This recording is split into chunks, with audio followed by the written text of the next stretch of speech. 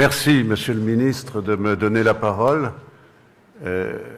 Mesdames et Messieurs, je dois d'abord vous dire, en mon nom propre, mais je pense pouvoir m'exprimer au nom de tous les Français qui ont participé à ce forum, vous dire la considération que nous avons pour l'action qui est menée dans ce pays pour faire entrer le Maroc dans la modernité, c'est-à-dire l'intégrer à une communauté internationale, à un monde qui est désormais globalisé, et ceci sans qu'il renonce à ses fondements culturels et religieux. Alors, bon, j'ai entendu cette remarquable synthèse qui a été faite et on voit bien que nous nous sommes concentrés sur un objectif qui était l'objectif de co-développement. Aujourd'hui, nous sommes davantage dans le voisinage, voire dans des statuts avancés.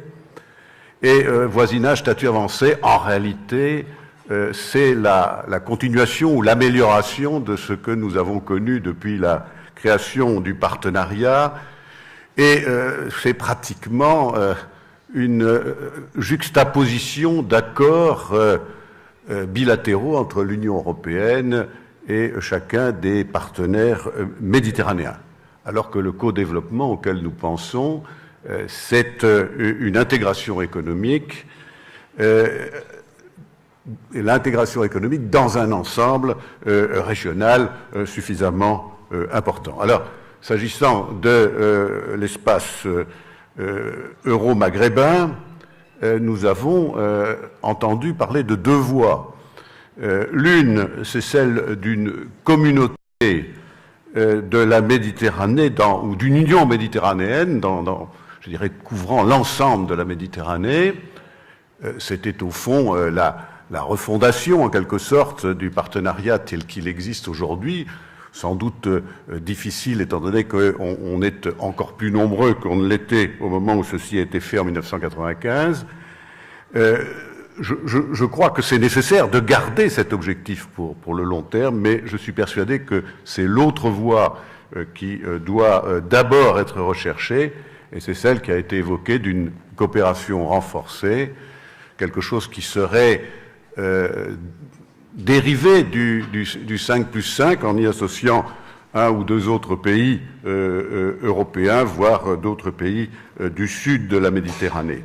Je crois que c'est cette voie-là qui représente une approche pragmatique et que, personnellement, il me semble qu'il faudrait pouvoir engager.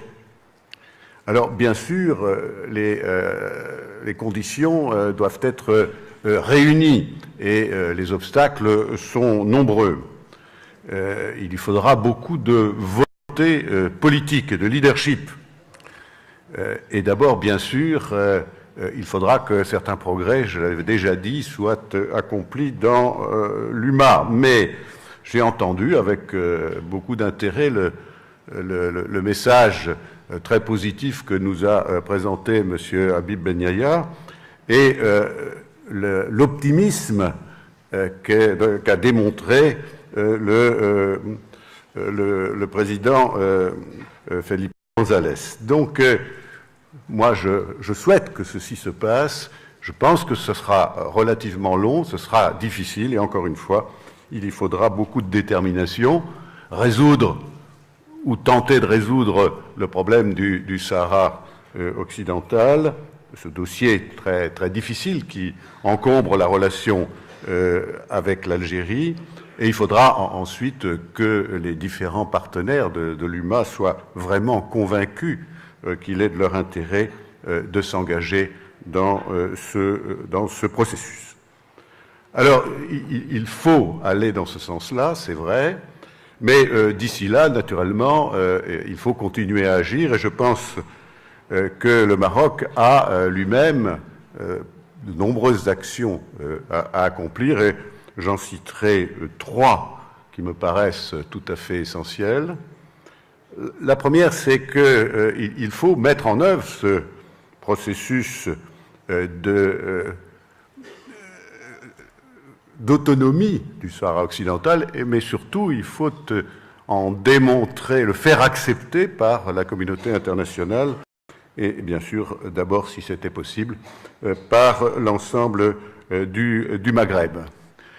J'ai entendu, au cours des exposés qui m'ont précédé, qui ont précédé le mien, parler de réconciliation. Je ne peux bien sûr que m'associer à ce qui a été dit sur ce point. Deuxième action qui me paraît tout à fait importante, c'est qu'il faudra que le Maroc démontre, à l'occasion des prochaines échéances électorales de septembre, la possibilité de conjuguer islam et modernité. Alors je sais que dans ce pays, on est, et beaucoup ici, la plupart de ceux à qui j'ai parlé sont convaincus que ceci est possible et que l'idée qu'on s'en fait à l'extérieur du Maroc n'est pas la bonne. Mais je crois qu'il est essentiel qu'un effort soit entrepris pour en convaincre les observateurs extérieurs. Et je crois que c'est important. Il y a là un message très considérable, très essentiel, que le Maroc doit délivrer au monde arabo-musulman d'une part, mais également à l'ensemble de la communauté internationale. Et enfin, troisième action, bien sûr, poursuivre dans la voie du développement, c'est une évidence, et ceci en mettant à profit toutes les opportunités qui existent, c'est-à-dire la politique de voisinage, voire un statut avancé, la coopération avec des partenariats avec de l'autre côté de l'Atlantique ou avec l'Afrique. Et bien sûr, sans oublier de mettre en œuvre une politique qui assure la sécurité énergétique de ce pays.